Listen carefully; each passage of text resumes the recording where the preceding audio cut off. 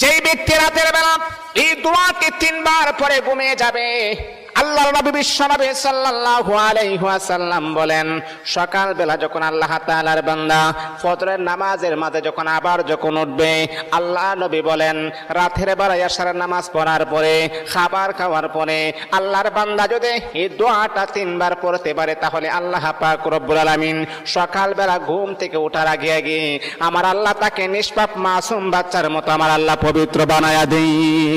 দোয়াটা সবাই আমরা জানি, আমরা সবাই কিন্তু দোয়াটা জানি, কিন্তু আমরা আমল করি না। দোয়াটা হলো আস্তাগফিরুল্লাহাল্লাযী লা ইলাহা ইল্লা হুয়াল হাইয়ুল কাইয়্যুম ওয়া আতুবু ইলাইহি লা হাওলা ওয়ালা কুওয়াতা ইল্লা বিল্লাহিল আলিয়্যিল আযীম।